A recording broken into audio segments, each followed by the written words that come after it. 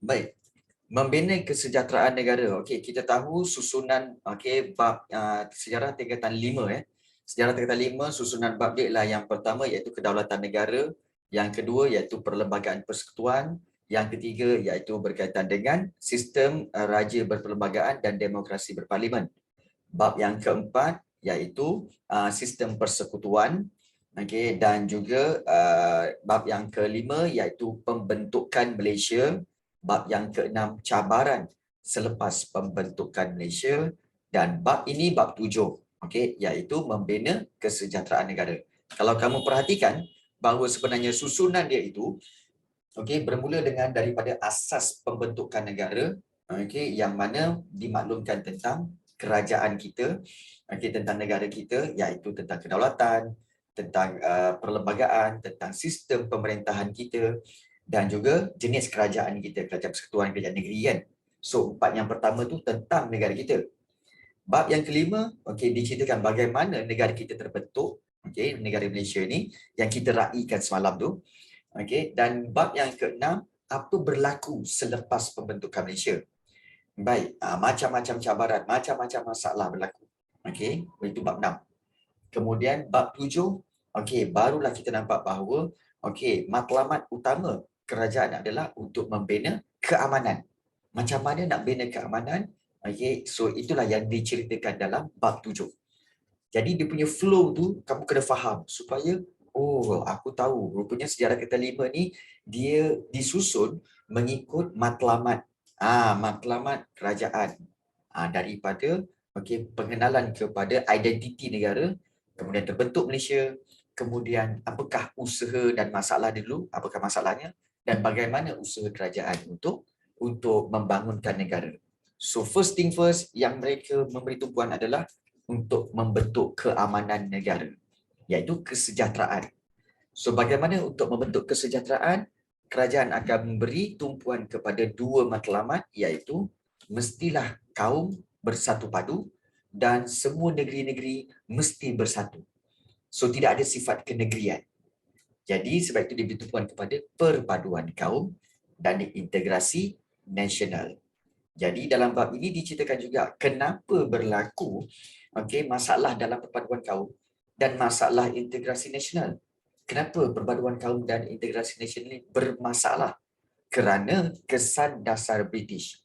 Di mana daripada sudut pentadbiran ke, kegiatan ekonomi ke, ataupun sistem pendidikan dan fahaman politik, British telah memecah belahkan rakyat Malaysia ni, memecah belahkan penduduk-penduduk kita berdasarkan kegiatan ekonomi, berdasarkan pertempatan, berdasarkan pendidikan, telah dipecah belahkan. Jadi, perpaduan kaum tak dapat dibentuk.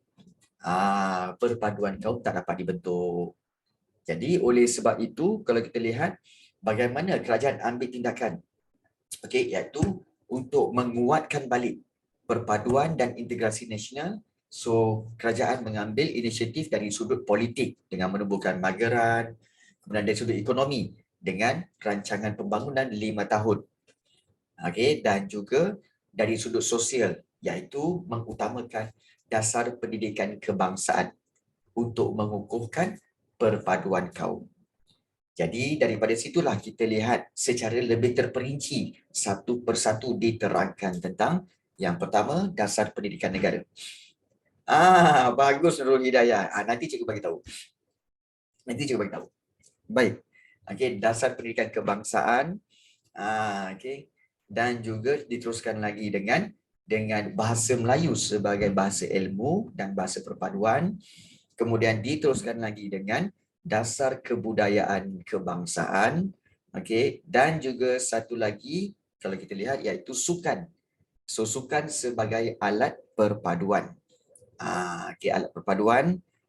Dan kita juga telah lihat sukan itu, dan hari ini kita akan lihat rukun negara sebagai tonggak kesejahteraan negara. So kita nak tengok pada 7.6 ini, tapi sebelum itu cikgu cuba nak jawab soalan Nurul Hidayah. Soalannya adalah, ada beza tak antara makna ekonomi dan sosioekonomi? Baik, korang dengar betul. Ekonomi sebenarnya adalah segala kegiatan yang menghasilkan pendapatan. Okey, itu kita faham. Ekonomi adalah kegiatan yang menghasilkan pendapatan. Okey. So semua kegiatan ekonomi seperti perdagangan, juga pertanian, juga perladangan serta begitu juga dengan perindustrian, itu ekonomi. Baik. Masalahnya adalah bila ditambah perkataan sosioekonomi. So apa benda tu pula cikgu, sosioekonomi? Baik. Sosio ni sebenarnya berasal dari perkataan sosial. Sosial. Dan apa itu sosial? Sosial ni sebenarnya adalah kegiatan, bukan kegiatan, tetapi segala perkara berkaitan dengan masyarakat. Masyarakat. Itu sosial. Okey, berkaitan dengan masyarakat. Jadi, kalau sosioekonomi bermaksud hubungan antara ekonomi dan sosial. Hubungan antara ekonomi dan sosial. Maksudnya apa tahu? Maksudnya, dengan kegiatan ekonomi, apakah kesannya terhadap sosial? Dengan pelbagai kegiatan ekonomi, apakah kesannya terhadap masyarakat? Itu dipanggil sosioekonomi. Boleh faham? Contoh. Contoh. Kalau kita lihat, okey, akibat daripada pembukaan, contoh akibat daripada pembukaan ladang getah dan lombong biji timah. Okey. Itu kegiatan ekonomi. Akibat pembukaan ladang getah dan juga lombong biji timah, maka apa yang berlaku? Okey, ramai buruh-buruh asing daripada India dan China dibawa masuk. Okey, dan buruh-buruh India tinggal di kawasan ladang getah untuk bekerja sebagai peladang. Manakala orang-orang Cina diambil untuk bekerja di lombong biji timah. Jadi, ini kegiatan ekonomi. Apa kesan dia? Kesan sosial. Pertama, kedatangan buruh-buruh itu menyebabkan apa? Terbentuknya masyarakat majmuk, iaitu masyarakat berbilang kaum. Betul? Itu kesan sosioekonomi. Akibat daripada kegiatan ekonomi, terbentuknya masyarakat majmuk. Itu sosioekonomi. Satu. Kemudian yang kedua, kita tahu menyebabkan pengenalan kaum mengikut bidang ekonomi, mengikut pekerjaan. Maknanya kaum Cina dikenali sebagai pelombong biji timah. Kaum India dikenali sebagai peladang getah. Dan orang Melayu dikenali sebagai petani. Dikenali dengan pekerjaan sebagai petani. So, pengenalan kaum mengikut bidang kerja masing-masing. Itu kesan sosial. Nampak tak? Dan apa lagi kesan sosial yang kita boleh ceritakan? Boleh. Antaranya, apabila pembukaan ladang getah dan juga lombong biji timah itu menyebabkan, kita lihat, perpaduan sukar dibentuk kerana pengasingan kaum mengikut pertempatan. Pengasingan kaum mengikut pertempatan. Jadi itu kesan sosioekonomi. Nampak tak? Kesan sosioekonomi. Baik. Boleh faham Nurul Hidayah yang lain-lain boleh faham Yang lain-lain boleh faham Kalau ada tak faham boleh tanya. Tak faham boleh tanya. Kan? Pengalaman cikgu sebenarnya, cikgu tengok kebanyakan guru-guru sejarah lah, especially jarang nak terangkan benda-benda ni. Jarang nak terangkan apa itu sosioekonomi.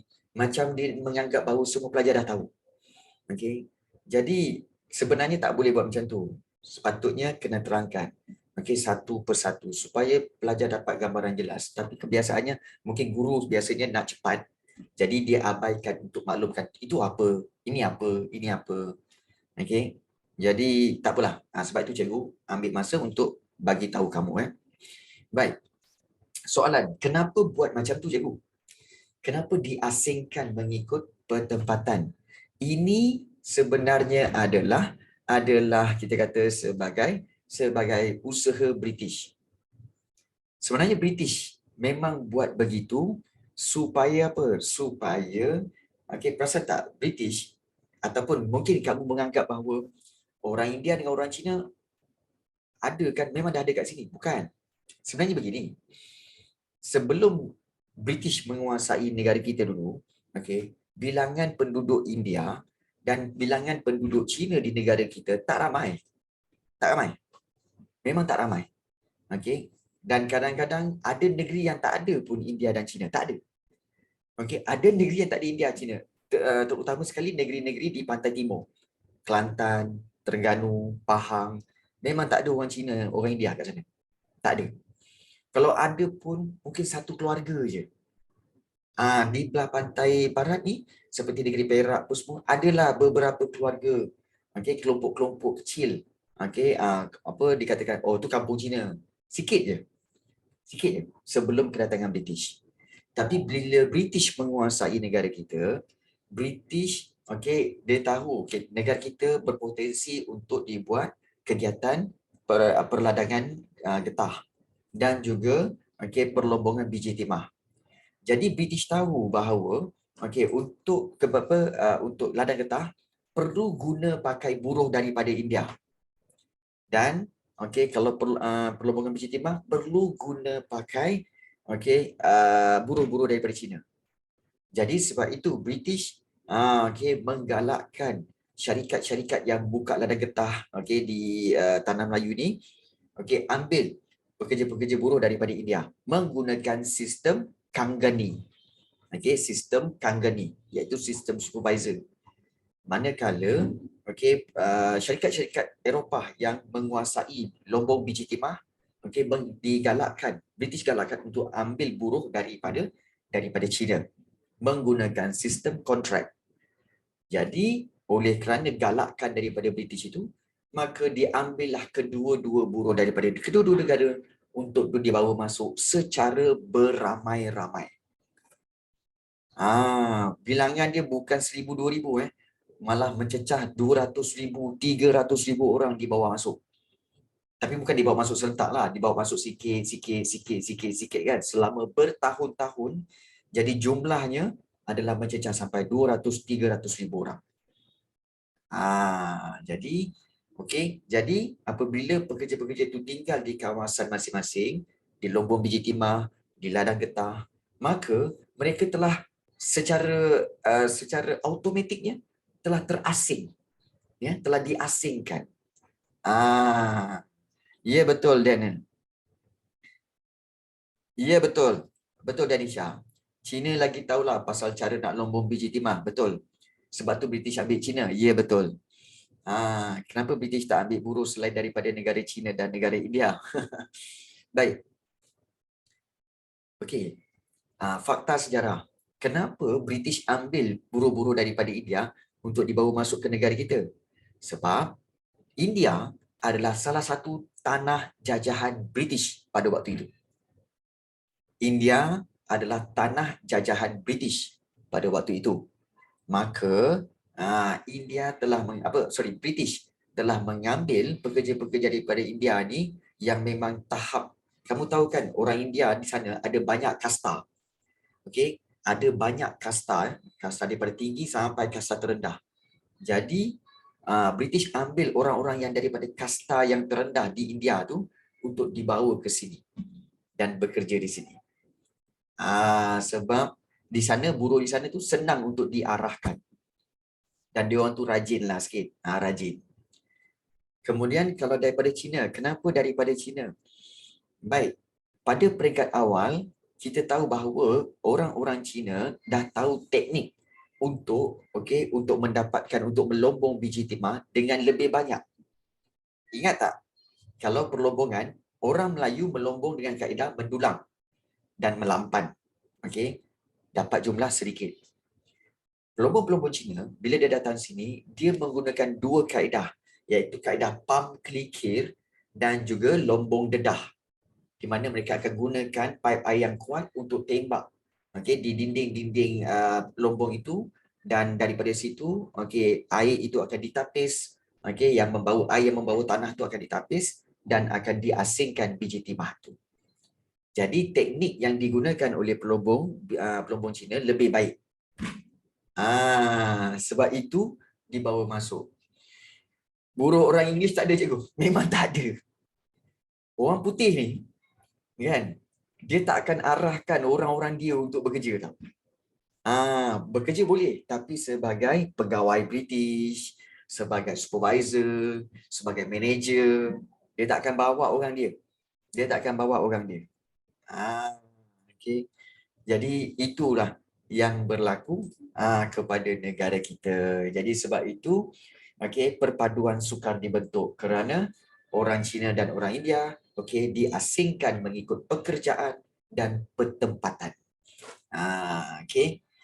Jadi itulah serba sedikit makluman ni. Sekarang ni lomba biji timah dah tak ada kan, cikgu? Ada. Antara lomba biji timah yang ada masih ada lagi iaitu di Greek dan juga di sebelah Perak ada lagi. Tapi tak banyak lah. Tak banyak dikeluarkan lah. Tapi still ada lagi. Jadi itu yang berlaku. Baik. Bagus soalan-soalan ini ya. Soalan-soalan pengetahuan. Harus ingat, kita nak belajar sejarah bukan semata-mata nak faham dia punya konten tu. Tapi kita nak faham secara keseluruhan peristiwa itu. Maka kita perlu tahu maklumat daripada luar ini. Supaya kita faham situasi. Macam ni, faham? Jadi itu pentingnya. Dan untuk yang lain-lain tu, kalau ada soalan boleh bertanya. Baik. Kita ambil masa setengah jam untuk kita bincang ni. Tadi bagus. Cikgu suka. Supaya kamu ada pengetahuan untuk mengetahui lebih mendalam. Dan biasanya soalan-soalan macam ni pelajar perempuan yang selalu tanya. Pelajar lelaki ni kadang-kadang bukan tak nak tanya, tapi kadang budak lelaki ni buat-buat faham. Macam faham pun ada kadang. Kalau tengok muka macam faham. Jadi tak apa. Kita akan menyambung pembelajaran kita untuk 7.6. Kita nak sambung hari ini iaitu rukun negara sebagai tonggak kesejahteraan negara. Baik. Fahami tajuk dulu. Iaitu 7.6 ni iaitu rukun negara sebagai tonggak. Mana pula pen aku? Baik, rukun negara sebagai tonggak. Apa itu tonggak? Rukun negara sebagai tonggak ini bermaksud apa? Bermaksud backbone. Tahu backbone? Backbone ataupun apa? Tulang belakang. Tulang belakang kalau manusia belakang ni ada tulang belakang kan? Jadi rukun negara adalah tulang belakang kepada kesejahteraan negara. Maksudnya, kalau negara kita nak sejahtera, utamakan rukun negara. Kalau tak ada rukun negara, kita sukar mencapai kesejahteraan. Itu. Itu yang dimaksudkan sebagai tonggak. Jadi, kalau kita lihat, kita faham bahawa rukun negara sebenarnya dibentuk daripada peristiwa 13 Mei 1969, iaitu hasil daripada rusuhan kaum itu. Yang telah terbentuk, yang telah kita pelajari semasa bab yang ke-6 hari itu. Dan rukun negara terhasil daripada perbincangan dan pemikiran hasil ataupun Majlis Perundangan Negara MAPEN, dan MAPEN dibentuk oleh MAGRAN iaitu Majlis Gerakan Negara dan diisytiharkan pada 31 Ogos 1970, sempena kemerdekaan yang ke-13. Jadi kita telah juga lihat matlamat rukun negara. Matlamat rukun negara adalah untuk membentuk negara yang bersatu, kemudian juga untuk membentuk masyarakat yang adil. Apa itu adil? Adil itu maksudnya masyarakat yang mempunyai peluang yang sama untuk menikmati kekayaan negara. Peluang yang sama jadi itu yang kedua. Yang ketiga iaitu masyarakat yang progresif. Progresif maknanya masyarakat yang sentiasa membangun. Dia progress, dia bergerak untuk maju, dia tak statik. Jadi kita nak membentuk masyarakat yang progresif. Aisyah, it's okay. Okey. Baik. Kemudian masyarakat yang liberal. Liberal ni bermaksud apa? Terbuka. Iaitu masyarakat bebas mengamalkan agama, adat resam serta kebudayaan masing-masing. Bebas mengamalkannya. Okey. Jadi kita berfikiran terbuka, menghormati agama masing-masing. Okey. Dan juga membentuk masyarakat yang demokratik, okey, iaitu memelihara cara hidup demokratik apabila rakyat kalau nak bertindak terhadap politik mesti melalui parlimen. Okey, dan parlimen itu dilantik menerusi perlembagaan. Perlembagaan negara menjamin kebebasan hak asasi dan kebebasan kegiatan berpolitik asalkan tidak melanggar undang-undang. Jadi menjamin kebebasan hak asasi. Macam cikgu cakap bahawa mungkin ramai yang berkata, adakah di Malaysia ni tiada kebebasan? Kita kena ikut itu, ikut ni, ikut tu, ikut ni, kena ada undang-undang pun semua. Well, sebenarnya dalam dunia tidak ada total freedom. Tak ada. Total freedom terdapat hanya pada hidupan liar. Seperti haiwan, seperti harimau, singa, diorang memang tak ada law. Jadi memang diorang total freedom. Okey. Total freedom. Boleh suka-suka hati menyerang, suka-suka hati bersembunyi. Itu total freedom. Kita manusia memang tak ada total freedom slow-slow pergi sana. Slow-slow pergi sana. So kita tak ada total freedom yang sebenarnya. Yang kita ada freedom. Basic freedom, tetapi masih lagi kena fundamental freedom, asas kepada kebebasan, tetapi perlu mengikut pelbagai peraturan agama, peraturan negara, peraturan negeri, peraturan jalan raya. Jadi untuk menjaga kesejahteraan negara. Baik, sekecil-kecilnya ada undang-undang di rumah kan, rumah kamu pun ada undang-undang, macam itulah. Baik, kita tengok prinsip rukun negara. Kita tahu rukun negara ada 5. Kepercayaan kepada Tuhan, kesetiaan kepada raja dan negara, keluhuran perlembagaan, kedaulatan undang-undang, dan juga kesopanan dan kesusilaan. So kalau kita lihat satu-satu, mula-mula dengan kepercayaan kepada Tuhan. Kenapa kepercayaan kepada Tuhan ini menjadi nombor 1? Kenapa nombor 1 diletakkan seawalnya? Kerana prinsip ini menunjukkan bahawa agama menjadi panduan hidup semua orang, walaupun agama itu berbeza. Sebab agama tak kiralah Islam ke, Kristian ke, ataupun Buddha ke, ataupun Hindu, semua agama mengajar masyarakatnya untuk menjadi orang yang baik. Betul? Menjadi anggota masyarakat yang baik. Jadi, agama akan menjadi panduan untuk membentuk kepribadian yang baik dan landasan ataupun jalan dalam membina keharmonian kaum. Maknanya dalam membina kesejahteraan semua kaum. Dan Islam ialah agama rasmi persekutuan, namun begitu agama dan kepercayaan lain boleh diamalkan dengan aman dan tenteram. Baik, kalau katakan prinsip-prinsip seperti etis. Etis boleh tak diamalkan di negara kita? Etis boleh tak diamalkan di negara kita? Etis ni maknanya adalah orang-orang yang tak percaya kepada Tuhan. Tak percaya kepada Tuhan. Jadi boleh tak diamalkan? Tidak boleh. Ya, tidak boleh.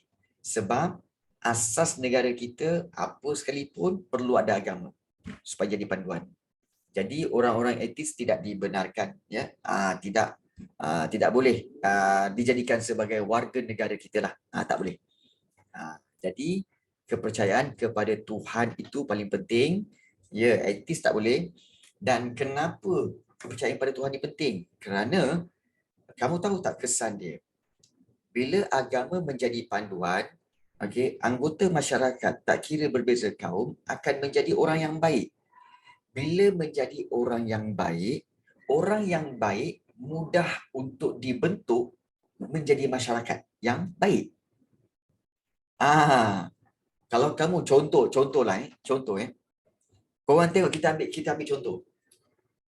Di sekolah kamu ada tak streaming kelas yang A, maknanya kelas pelajar pandai-pandai, dan okey belakang-belakang tu ada kelas pelajar-pelajar yang lemah, betul tak? Betul tak? Ada streaming tak? Ke dah tak ada dah streaming? Maknanya pelajar pandai pergi kelas A, okey, pelajar yang sederhana pergi B, C, D, kemudian pelajar yang lemah pergi ke kelas E. Okey. Ada lagi ke sekarang ni? Ada lagi? Ada. Ada Tapi untuk form 1, form 2, form 3 je. Ya, form 1, form 2, form 3. Baik. Kenapa nak diasingkan? Kerana kamu kena faham bahawa kalau kelas-kelas yang di peringkat atas yang A ini akan lebih mudah untuk diberi pembelajaran dan pemahaman. Kerana mereka dah kata apa, berdisiplin. Pelajar-pelajar yang depan ni lah biasanya berdisiplin, mudah memahami pembelajaran, kemudian juga beradab, baik-baik je semua, muka baik-baik je. Tu nerd-nerd je semua kan. Itu diasingkan. So itu. Baik, pelajar yang lemah pula, kenapa diasingkan setempat? Supaya guru-guru boleh untuk apa? Untuk memberi lebih tumpuan kepada pelajar yang lemah, kelas yang lemah ini. Dengan memberikan tambahan input maklumat, kemudian berikan guru-guru yang lebih garang, supaya pelajar-pelajar ini lebih berdisiplin. Jadi, kalau kita lihat, mudah, yang mana lebih mudah? Nak mengajar pelajar yang kelas A ke pelajar kelas E? Sudah tentu lebih mudah mengajar kelas A sebab sudah berdisiplin dan mudah untuk memahami. Jadi macam tu juga masyarakat kita. Kalau masyarakat kita semuanya telah pun berdisiplin dan taat kepada agama, maka mudah untuk dibentuk menjadi matlamat kerajaan, matlamat negara. Nak membentuk masyarakat yang baik ke, masyarakat progresif ke, masyarakat yang maju ke, kalau semua ahli masyarakat menjadi orang-orang yang patuh pada agama. So itu sebenarnya kenapa kalau kita lihat, rukun negara yang pertama adalah kepercayaan pada Tuhan. Kenapa kepercayaan pada Tuhan paling penting? Supaya dapat membentuk anggota masyarakat yang baik, yang berdisiplin, yang taat, supaya mudah untuk dibentuk bagi mencapai matlamat negara. Itu kepercayaan pada Tuhan. Penting Baik. Tetapi realitinya, kita nak cerita realiti realitinya memang kita ni semua ada agama. Tetapi dalam tak diam, kita ni kadang-kadang berpegang pada agama baru, bukan agama lah, berpegang kepada kepercayaan baru. Perasan tak? Apa kepercayaan dia, cikgu? Kepercayaan bahawa segala-galanya perlu berpegang kepada duit. Kalau ada duit, boleh kerja. Tak ada duit, tak ada kerja. Sesuatu yang menghasilkan duit, kita boleh buat. Sesuatu yang tidak menghasilkan duit, so kita tak ambil. Jadi, kalau kamu perasan, masyarakat kita telah menjadikan duit sebagai Tuhan baru. Tak kiralah Islam ke, Buddha ke, Hindu ke dan Kristian ke kan. Kadang-kadang duit menjadi keutamaan. Itu itu kesilapan lah. Itu kesilapan yang besar. So jangan mengutamakan duit. Duit ini hanyalah semata-mata ayam mahal sebab tu.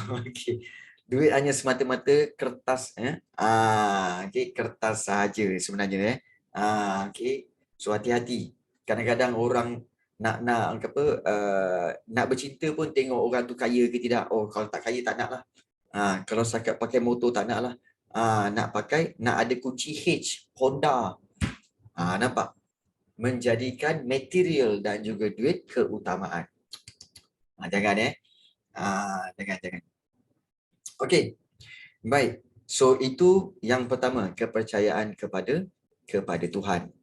Yang kedua kita lihat, okey, iaitu kesetiaan kepada raja dan negara. Baik, kesetiaan kepada raja dan negara. Negara kita amalkan, kita dah tahu sistem pemerintahan raja berperlembagaan. Dan raja adalah simbol penyatuan dan perpaduan rakyat berbilang kaum. Jadi, amalan prinsip ini akan melahirkan rakyat yang menghormati simbol-simbol kedaulatan negara. Simbol kedaulatan negara seperti apa? Okey, menghormati gambar agung, menghormati gambar sultan-sultan, menghormati segala istiadat yang dilakukan oleh sultan dan sistem raja ini. Kemudian paling penting, macam mana nak tunjuk setia kepada raja dan negara? Mudah sangat. Iaitu untuk menunjukkan kesetiaan pada raja dan negara perlulah mematuhi undang-undang. Mematuhi undang-undang ini adalah cara bagaimana anda tunjukkan setia kepada raja dan negara. Kemudian kamu berusaha untuk meningkatkan imej negara dan berani mempertahankan kedaulatan negara. Soalan selalu tanya, kan? Soalan kebat selalu tanya, bagaimanakah cara untuk menunjukkan kesetiaan pada raja dan negara? Paling penting, paling mudah, iaitu yang pertama sekali, iaitu menghormati ataupun mematuhi undang-undang negara. Kenapa dengan mematuhi undang-undang negara menunjukkan kita setia kepada raja dan negara? Kerana, ingat tak, undang-undang, bagaimana undang-undang dibuat? Undang-undang dibuat di parlimen, tetapi diluluskan oleh Yang di-Pertuan Agong. Ingat, diluluskan oleh Yang di-Pertuan Agong. Maknanya, Agong setuju untuk undang-undang itu dikuatkuasakan di seluruh negara. Kalau kita tak patuh undang-undang itu, maknanya kita tak patuhlah kepada raja. Betul tak? Itulah sebenarnya. Jadi, kalau soalan tanya, okey, apakah bukti kesetiaan pada raja dan negara? Dengan mematuhi undang-undang yang diperuntukkan kepada kita. So, itu paling mudah. Ya? Baik. So, yang kedua, berusaha untuk meningkatkan imej negara dan juga berani mempertahankan kedaulatan negara. Itu yang kedua. Setia pada raja dan negara. Kenapa dia jadi nombor 2, cikgu? Kerana selepas Tuhan, ingat selepas Tuhan, maknanya apa? Dalam hidup kita, keutamaan kepada Tuhan dulu. Kemudian yang kedua jatuh kepada raja dan negara. Kerana apa? Kerana raja adalah orang nombor 1 di dalam negara kita. Itu. Kemudian yang ketiga, keluhuran perlembagaan. Baik, apa itu keluhuran perlembagaan? Okey, keluhuran ni sebenarnya bermaksud ketertinggian dan juga keagungan perlembagaan. Kita tahu perlembagaan ialah undang-undang. Jadi, maksudnya di sini adalah perlembagaan diletakkan di tempat yang tertinggi dalam negara kita. Perlembagaan, iaitu undang-undang lah. So, fungsi perlembagaan memberikan perlindungan dan hak kepada setiap anggota masyarakat. Jadi, prinsip ini menekankan supaya rakyat dapat menerima, mematuhi dan mempertahankan kemuliaan perlembagaan. Maksudnya di sini, bila kita nak buat sesuatu, kita kena faham, kita kena fikir, adakah tindakan aku ini akan melanggar perlembagaan? Contoh, kita tahu bahawa dalam perlembagaan, kita dah belajar bab 2 tu kan, perlembagaan persekutuan. Dalam perlembagaan telah tertulis agama rasmi, persekutuan ialah agama Islam. Bahasa rasmi persekutuan ialah bahasa Melayu. Itu dah termaktub dalam perlembagaan. So bila kita fikirkan, katakanlah kita ni menjawat jawatan sebagai wakil rakyat, ataupun Menteri Besar Selangor. Contohlah tiba-tiba siapa ni, Afnan ataupun juga Aiman menjadi Menteri Besar Selangor. Tiba-tiba dia kata apa? Saya nak jadikan Selangor ni negeri maju. Maka saya nak laksanakan iaitu undang-undang di mana Selangor akan menggunakan bahasa Inggeris sebagai bahasa rasmi. Jadi urusan-urusan jabatan semua guna bahasa Inggeris. Katakanlah kamu nak implement tu ya. Luhur ni benar itu tak? Luhur ni tinggi. Tinggi dan suci. Luhur ni tinggi dan suci. Tertinggi.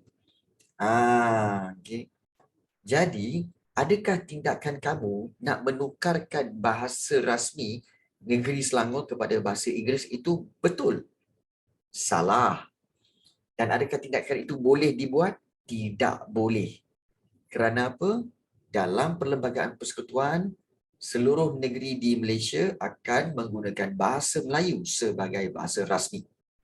Jadi, bila kamu nak implement bahasa Inggeris itu di Selangor, maka implementation ataupun cadangan kamu itu sebenarnya automatik terbatal dengan sendiri. Kerana apa? Kerana cadangan kamu itu cuba untuk melanggar Perlembagaan Persekutuan. So, memang tak boleh lulus. Automatik tak boleh lulus. Katakan, kita nak kena bincang dalam mahkamah. Tak. Mahkamah pun pegang pada perlembagaan itu. Perlembagaan kata bahasa Melayu ialah bahasa rasmi persekutuan. So, no. Memang tak boleh ditolak mentah-mentah cadangan itu. Itulah maksud ketertinggian perlembagaan. Maknanya, dalam apa yang ditulis dalam perlembagaan itu, itulah keutamaan tertinggi. Kita tak boleh menentang. Jadi, saranan kita, bagaimana untuk kita menunjukkan keluhuran perlembagaan ini? Bagaimana kita kena menerima dan mengakui perlembagaan itu sebagai perlembagaan yang luhur dan yang tertinggi di negara kita. Undang-undang yang tertinggi di negara kita. Itulah maksud keluhuran perlembagaan. Boleh faham? Aku bebel-bebel pagi ni kan. Kamu faham ke tak ni? Kan? Boleh okey, boleh. Luhur. Itu kadang-kadang kalau kita tengok dalam lagu kan, ada dia apa tau? Cinta yang luhur. Cinta yang luhur maknanya apa? Cinta yang tertinggi. Tu dahsyat tu penggunaan bahasa. Cinta yang luhur, cinta yang tinggi, suci. Okey. Baik. Itu yang ketiga. Yang keempat. Kedaulatan undang-undang. Kedaulatan undang-undang yang keempat iaitu prinsip yang menuntut setiap rakyat hormati undang-undang supaya tidak melakukan kesalahan di sisi undang-undang. Baik. Mungkin kamu akan ada kekeliruan. Sebelah 3 dengan 4 ni macam sama je cikgu. Sebab 3 tu undang-undang juga. Yang keempat undang-undang juga. Ya. Yang ketiga itu kita perlu patuh dan juga kita kena terima bahawa perlembagaan Malaysia adalah undang-undang tertinggi. So nombor 3 tu kita meletakkan undang-undang tu tertinggi. Yang keempat, kita dah percaya. Jadi sekarang nombor 4, kita kena hormati dia dan juga kita kena hormati undang-undang itu dan patuh. Nombor 3, kepercayaan. Nombor 4 itu amalan kita. Amalan kita maknanya apa? Amalan iaitu kita hormati undang-undang yang disediakan. Itu sebenarnya. Kalau setakat kita percaya je undang-undang tu tertinggi, tapi kita duk langgar undang-undang, kan? Tak guna juga. Jadi itu maksudnya. Mula-mula letakkan bahawa perlembagaan memang tertinggi. Itu percaya, menerima. Dan yang keempat, kita kena buktikan dengan cara apa? Kita kena hormati undang-undang dan tidak melakukan kesalahan. Itu perbezaan antara keluhuran perlembagaan dan kedaulatan undang-undang. Jadi, dalam prinsip ini, rakyat bertanggungjawab mempertahankan dan memelihara kedaulatan undang-undang daripada dicabar oleh mana-mana pihak. Jadi kita kena pertahankanlah dan pelihara kedaulatan pelaksanaan undang-undang ini, ya, daripada dicabar oleh sesiapa sahaja. Baik, itu yang keempat. Dan yang kelima, kesopanan dan kesusilaan. Dalam banyak-banyak rukun negara ni, cikgu rasa rukun negara inilah yang sebenarnya semakin lama semakin terhakis. Semakin terhakis, maknanya apa? Semakin berkurangan. Okey. Kalau kita lihat prinsip ini memastikan bahawa setiap rakyat perlu sentiasa bersopan santun. Sentiasa bersopan santun, hormat menghormati dan berakhlak mulia. Okey, kejap. Kena modify kau cikgu. Kena modify. Kesopanan dan kesusilaan menjamin hubungan baik sesama kaum. Okey. Prinsip ini menjadi garis panduan supaya dijadikan amalan dan disemai dalam diri setiap rakyat Malaysia. Ya, betul. Negara lain pun ada rukun negara. Ya, betul. Contohnya Indonesia. Indonesia ada Pancasila. Ya, Indonesia ada Pancasila. Pancasila itu adalah dia punya rukun negara dia lah. Pancasila. Kita ada rukun negara. Baik. Kesopanan dan kesusilaan. Ada yang bertanya, cikgu, kesopanan tu maknanya sopan lah. Sopan santun. Sopan santun lembut. Okey. Kesusilaan. Susila. Bukan nama orang Bukan nama orang. Susila. Okey. Susila, tata susila kan. Susila ni sebenarnya ada dalam bahasa Sanskrit. Dia susila ni sebenarnya kita kata sebagai budi bahasa. Budi bahasa lah sebenarnya.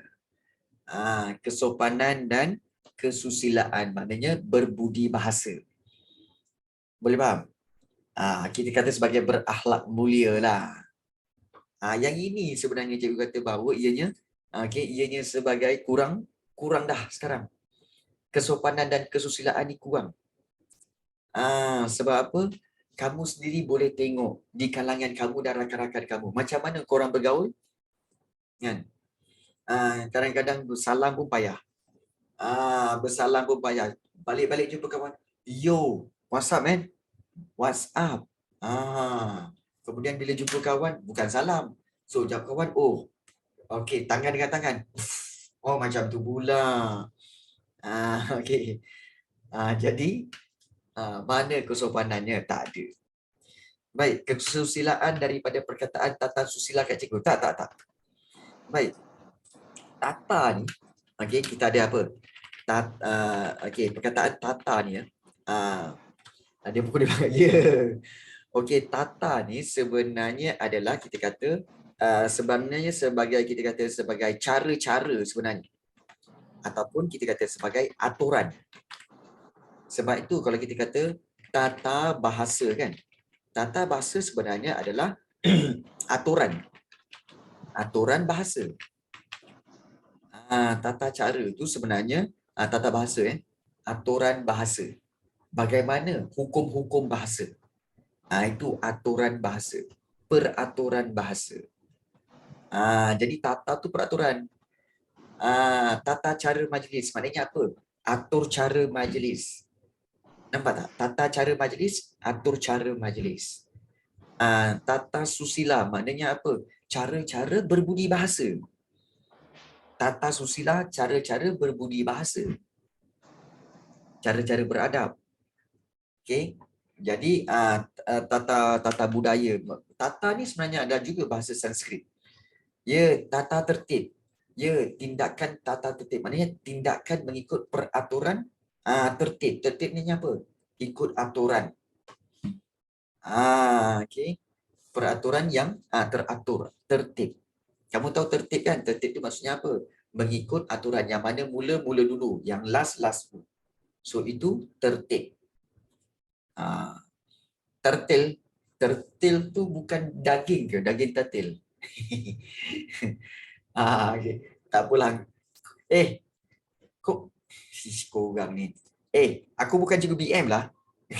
Aku cikgu sejarah, kau tanya macam-macam. Kau ni kan. Dah. Okay. Ada je kau ni. Baik. So, yang ini. Okey, prinsip ini memastikan bahawa setiap rakyat sentiasa perlu bersopan santun, hormat menghormati. Kalau katakan, kenapa kesopanan dan kesusilaan ini penting, cikgu? Sebab bila kita bersopan santun dengan orang-orang masyarakat, dalam masyarakat yang pelbagai kaum ni, maka tidak akan timbul rasa apa? Rasa terkilan, rasa macam terhina. Sebab apa? Sebab kita bersopan. Tak kiralah sesama kaum, ataupun berlainan kaum, ataupun berlainan umur. Jadi bila tidak ada timbul sakit hati, tidak akan timbul perasaan tak puas hati. Bila tak timbul perasaan tak puas hati, maka tak timbullah pergaduhan. Jadi how we behave. So orang Melayu behave dengan orang India behave dengan orang Cina behave dengan orang Melayu.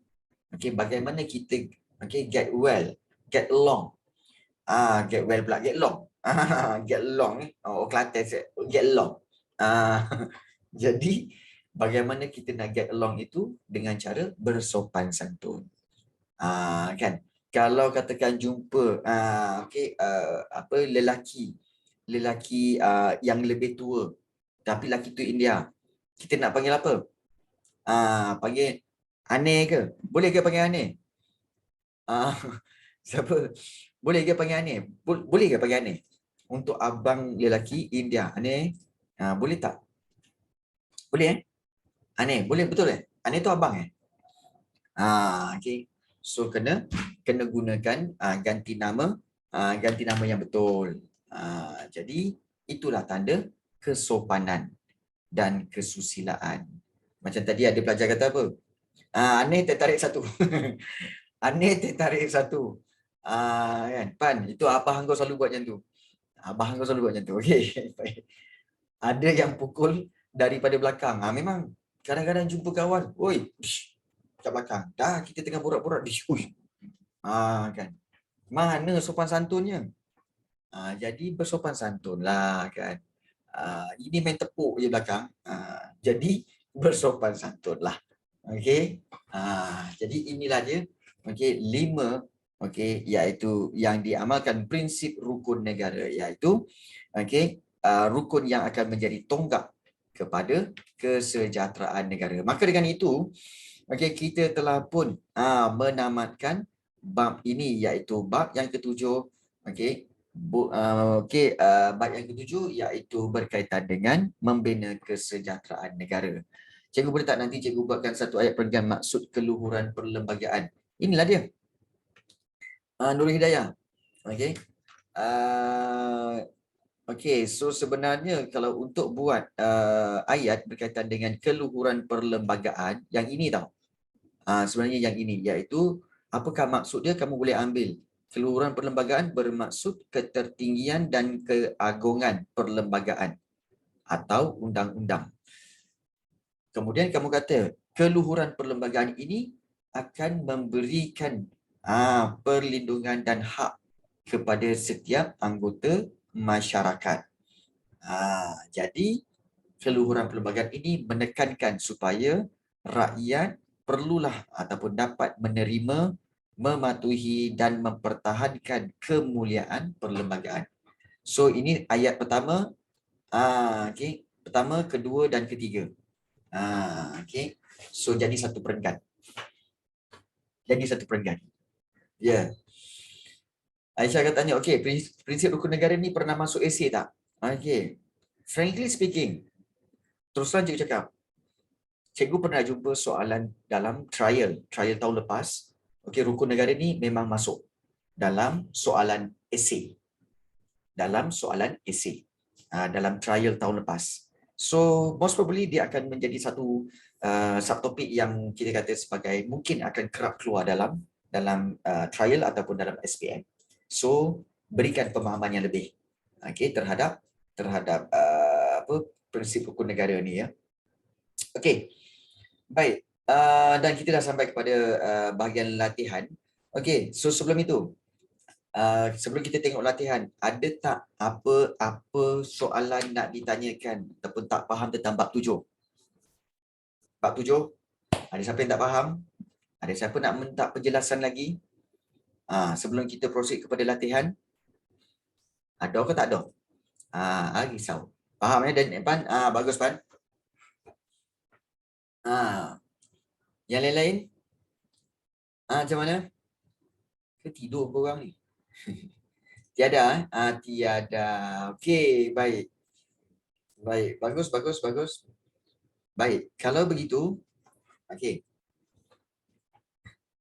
Itulah kau Pan. Kau ni. Okey. Baik. Okey, hari ini kita akan bincangkan soalan yang cikgu cakap semalam. Okey. Iaitu soalan yang ini kan. Iaitu soalan esei ni. Cikgu tahu ramai yang hantar. Okey. Tetapi yang dah hantar soalan ni iaitu soalan yang mana cikgu? Yang ini. Semalam kita ada bincangkan untuk buat cikgu ada cakap untuk minta kamu jawab soalan nombor 1 ni. Okey, 1 A, B dan juga C. Okey. Namun begitu ramai yang hantar. Namun ramai lagi yang tak hantar.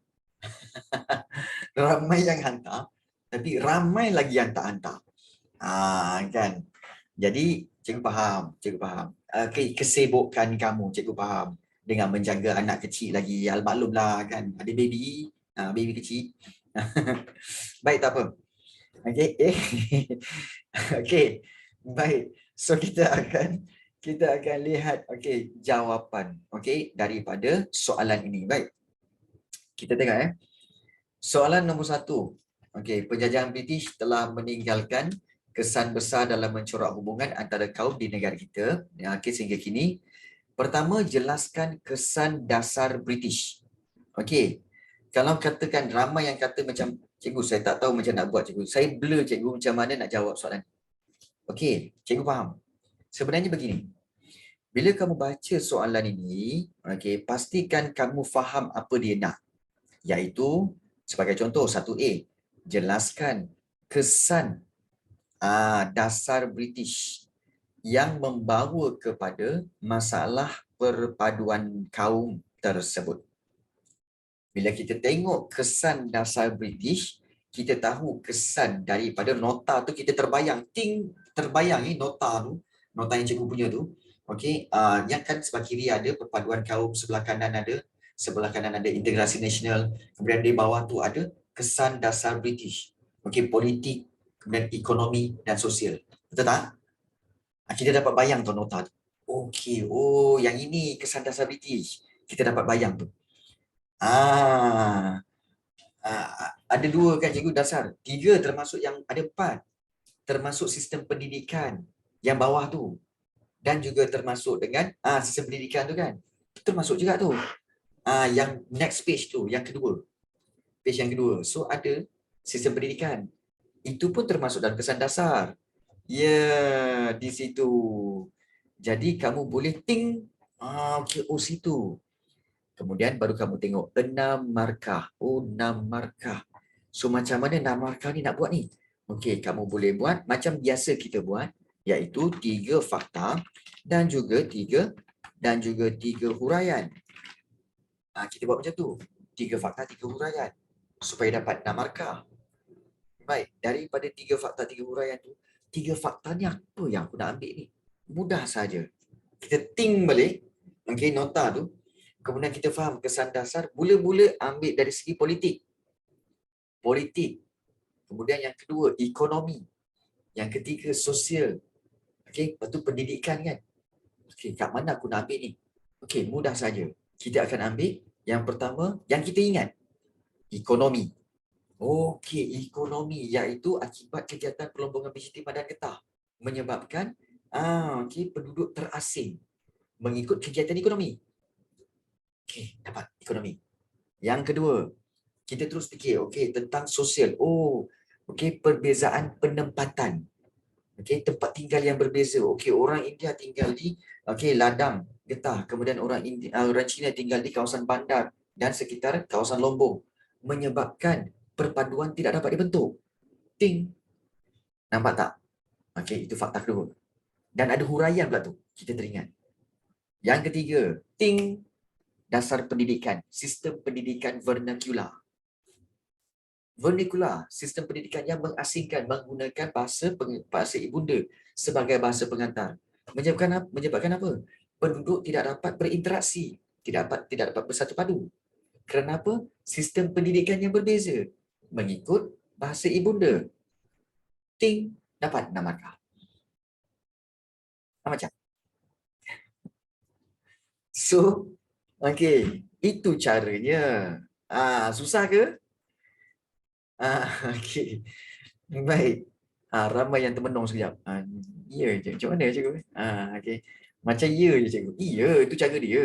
Okey, baik. Kita tengok jawapan kawan kita. Nampak tak? Ini nampak tak apa? Pinjam kepala cikgu lah. Okey, baik. Kita tengok. Okey, ini jawapan kawan kita. Salah satu jawapan kawan kita. Okey, so kepada tuan punya jawapan, nasib baik kamu tak tulis nama. Tuan punya jawapan, okey, cikgu mohon gunakan untuk sebagai perbincangan ya pada pagi ini. Okey. Baik, nampak tak dia punya susun? Kesan dasar British yang membawa kepada perpaduan kaum ni, membawa masalah pada perpaduan kaum ialah perbezaan kegiatan ekonomi dan pertempatan antara kaum yang berbeza. Sepatutnya ada titik kat situ. Kesannya, rakyat kurang berinteraksi dan mewujudkan jurang ekonomi yang tidak seimbang. 2 markah. Dia sambung penanda wacana. Selain itu, dasar British menyebabkan wujudnya sistem pendidikan vernacular Melayu, Cina, India dan Inggeris.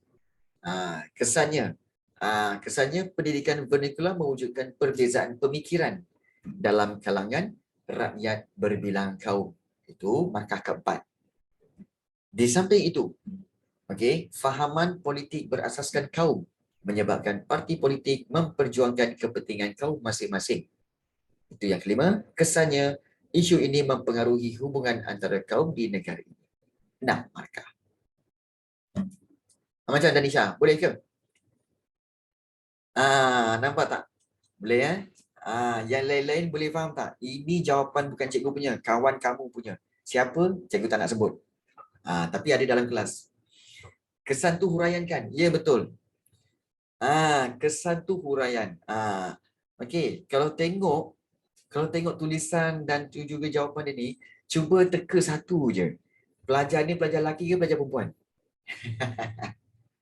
Pelajar lelaki ke pelajar perempuan? Okey. Baik. Untuk pengetahuan kamu, ni pelajar pelajar lelaki. Pelajar lelaki rajin kau. Okey. Rajin menulis. Ya, lelaki. Lelaki, pelajar lelaki. Okay, salute lah. Sampai berkala-kala. Ya. Lawa bawah tulisan dia. Ya, memang lawa tulisan dia. Okey. Baik. Baik, soalan yang kedua. Lawa kan? Okey. So soalan yang kedua. Okey. So jap. Kepada tuan punya jawapan ini, sila PM direct kepada cikgu. Okay, sila PM direct pada cikgu. Ada tak? Sebab cikgu nak pastikan tuan punya jawapan ni ada tak? Okey, baik, bagus. Terima kasih banyak. Nasib baik dah PM dah. Okey, baik, bagus. Baik.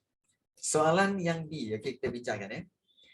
Okey, baik. Apakah langkah yang diambil? Okey, kalau kita lihat di sini, okey, soalannya iaitu apakah langkah yang diambil oleh kerajaan dalam bidang sosioekonomi untuk memperkasa hubungan antara kaum. Baik. Inilah yang telah ditanyakan oleh Nurul Hidayah tadi. Dia tanya, cikgu, sosioekonomi tu apa? Sama ke dengan ekonomi? Baik. Macam cikgu cakap tadi, sosioekonomi maksudnya adalah iaitu berkaitan dengan kita kata sebagai usaha ekonomi lah. Ekonomi yang beri kesan Yang beri kesan kepada sosial. Apa itu sosial? Kepada masyarakat. Usaha-usaha ekonomi ataupun usaha-usaha kegiatan ekonomi, kalau nak lebih detail lagi, kegiatan ekonomi yang beri kesan kepada masyarakat. Macam mana tu cikgu? Okey, baik. Ya. Sebelum kita tengok kepada dia punya usaha-usaha ni, okey, kita tengok rakan kita punya jawapan dulu. Kita tengok rakan kita punya jawapan dulu. Baik. Yang ini ya. Baik. Langkah yang diambil oleh kerajaan dalam bidang sosio-ekonomi untuk memperkasa hubungan antara kaum ialah menubuhkan Jabatan Perpaduan Negara, okey, di bawah bidang Mageran. Peranan jabatan ini adalah mendraft satu ideologi yang dikenali sebagai rukun negara. Kemudian selain itu kerajaan menubuhkan gabungan parti pelbagai kaum. Kesannya gabungan parti ini dapat mewujudkan keharmonian dan kestabilan politik. So itu huraian yang kedua untuk fakta yang kedua. Selepas itu kerajaan memperkenalkan dasar-dasar ekonomi baru dan dasar pembangunan nasional. Tujuan mengekalkan dasar baru adalah untuk mengenalkan dasar baru adalah untuk memakmurkan ekonomi rakyat dan negara dengan memberi tumpuan kepada pembangunan luar bandar dan wilayah. Okey, itu fakta dan huraian yang ketiga, bermakna sini seperti dah ada 6 isi. Di samping itu kerajaan juga menambah baik dasar pendidikan kebangsaan melalui Akta Pendidikan 1996 dengan tujuan menambah baik dan mengukuhkan perpaduan kaum. Jadi sini adalah fakta yang keempat, huraian yang keempat, maka cukup 8. Baik. Kalau kamu lihat jawapan dia ni, okey, cikgu nak pelajar semua bagi markah. Okey, kawan-kawan yang lain sila tuliskan berapa markah yang patut diberikan kepada pelajar ini. Sila tuliskan markah di dalam Zoom chat sekarang.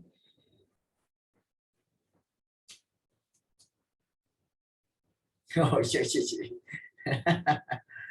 Okey, baik. Ramai yang bagi 8 markah. Wow, bagus. 8 markah. 100. Pan, so sudahlah tu Pan. Okey, peruntukan 8 je, celah mana nak bagi 100? Baik. Ni cikgu bagi tahu. Kalau cikgu salah. Kalau cikgu akan bagi 2 markah. Cikgu bagi 2 markah. Kenapa? Ini. Kenapa cikgu? Cikgu, saya panjang-panjang cikgu, saya buat dapat 2 markah cikgu. Ya. Okey, ini yang korang kena faham situasi dia. Okey. Ini yang korang nak tahu sebab benda ni pernah berlaku pada korang kan. Cikgu, saya pernah buat panjang-panjang cikgu macam ni. Tiba-tiba dapat 2 je cikgu ataupun dapat 1 je. Kenapa ya cikgu? Ini cikgu nak bagi tahu. Korang tengok betul-betul. Baik. Sebenarnya, kalau korang tengok betul-betul, sebenarnya, okey, fakta yang pertama, huraian yang pertama. Fakta yang kedua, huraian yang kedua. Serta fakta yang keempat, huraian yang keempat. Tidak menjawab soalan. Kerana, tengok kerana itu bukan bidang sosioekonomi. Itu adalah politik. Itu bidang politik. Contoh, Jabatan Perpaduan Negara, itu dari sudut politik. Menubuhkan gabungan parti pelbagai kaum, itu sudut politik. Menambah baik dasar pendidikan kebangsaan, fakta yang keempat, itu dari sudut pendidikan. Soalan tanya, langkah yang diambil oleh kerajaan dalam bidang sosioekonomi. Jadi sosioekonomi itu hanya fakta yang ketiga dan huraian yang ketiga saja yang betul. Sebab itu dapat 2 markah. Sekarang faham tak? Sekarang faham tak kenapa selalu berlaku macam ni pada kamu? Nampak tak? Ingat kan cikgu selalu pesan. Okey, jawab soalan. Fahami kehendak soalan dan jawab. Soalan kata langkah diambil oleh kerajaan dalam bidang sosioekonomi. So, fakta pertama, huraian yang pertama, fakta kedua, huraian kedua tak menjawab soalan. dalam bidang sosioekonomi. Fakta yang keempat, huraian keempat juga tidak menjawab soalan dalam bidang sosioekonomi. Sebab itu tak dapat markah. Boleh faham? Ada yang nak bertanya ke ada yang tak puas hati? Soalan tanya dalam bidang sosioekonomi. Baik. Kalau macam tu, mungkin kamu akan tanya, cikgu, kalau macam tu yang mana satu jawapan dia, cikgu? Kan? Sosioekonomi yang mana satu? Okey, baik. Kalau macam tu yang mana sosioekonomi? Okey, baik, bagus. Betul, bagus. Tak apa. Tak apa. Ini kepada tuan punya jawapan. Jangan risau, cikgu faham. Mula-mula kamu tak tahu sebenarnya maksud. Kamu banyak tak tahu tentang sosioekonomi. Okey, sekarang kamu dah tahu kan? Oh, memang salah. It's okay. Tapi ingat macam cikgu cakap tadi, sosioekonomi bermaksud kegiatan ekonomi yang memberi kesan kepada sosial. Iaitu kat mana jawapan dia, cikgu sebenarnya? Jom. Jawapan dia sebenarnya ada di sini. Okey, kalau kita tengok nota, jawapan dia sebenarnya ada di sini. Ni dia. Ini dia jawapan dia, iaitu maknanya apa? Kamu tengok dari sudut ekonomi, iaitu rancangan pembangunan 5 tahun Malaysia yang ini. Okey, beri tumpuan kepada pertumbuhan ekonomi semua kaum. Okey, tadi pelajar tu dah ambil dah dasar ekonomi baru dan juga dasar pembangunan nasional. Okey, ini betul. Okey, untuk kemakmuran ekonomi rakyat dan negara, betul. Kemudian patutnya ambil lagi pembangunan luar bandar dan wilayah. Okey, melalui rancangan pembangunan tanah. Kenapa nak buat ini? Untuk tambah pendapatan rakyat dan basmi kemiskinan. Nampak tak? Rancangan pembangunan 5 tahun itu adalah kegiatan ekonomi. Okey, untuk pertumbuhan ekonomi semua kaum. Itu sosial. Nampak?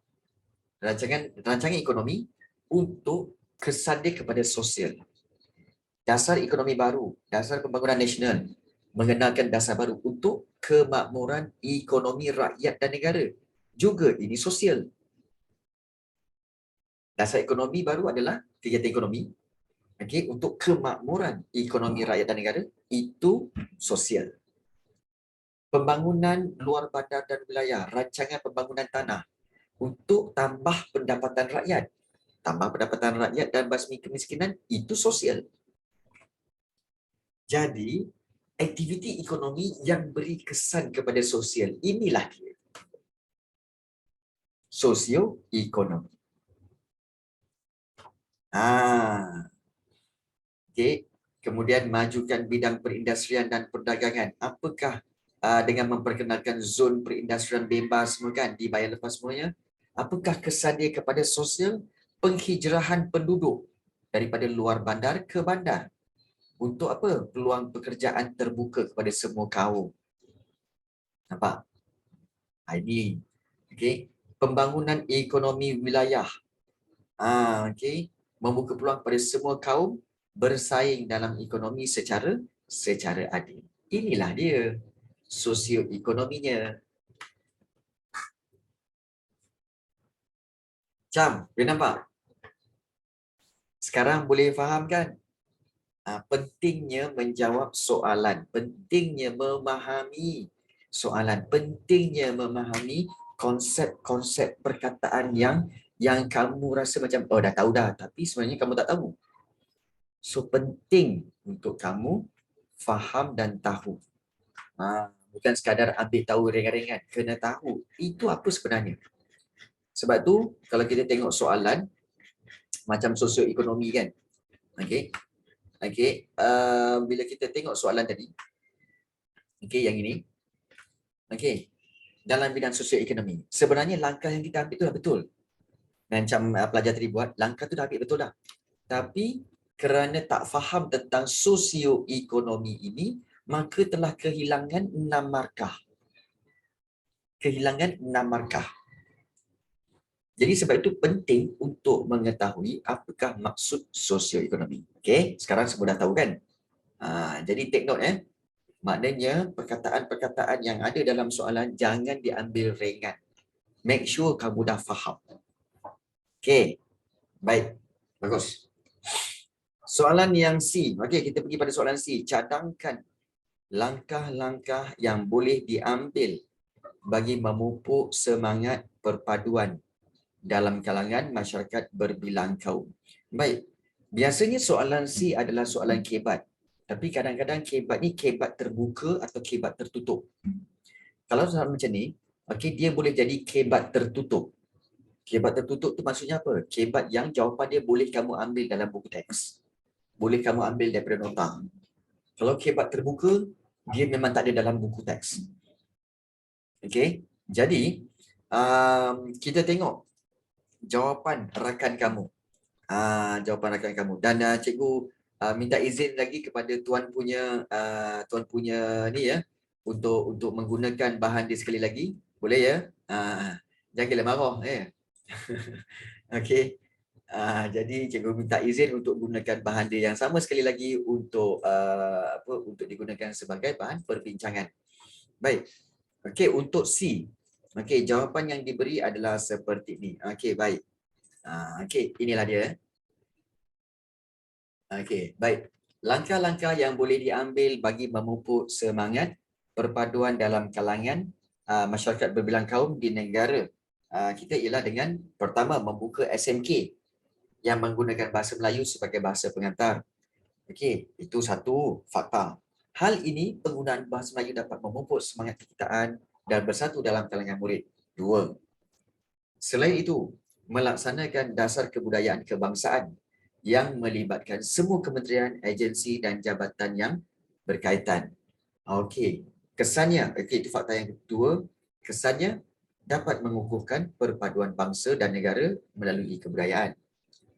Okey, di samping itu, memperkenalkan dasar satu murid satu sukan dan rancangan integrasi murid untuk perpaduan. Okey, yang itu fakta yang ketiga.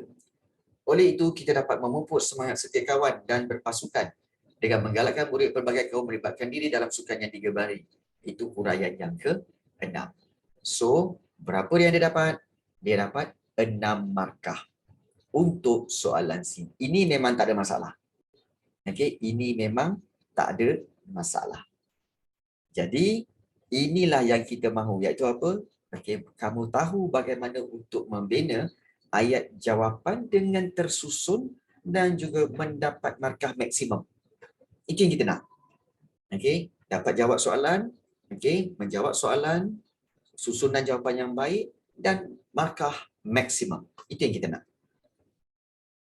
Okey. Jadi cikgu harap kamu semua dah dapat tentang jawapan bagaimana untuk menjawab soalan 1 tadi tu.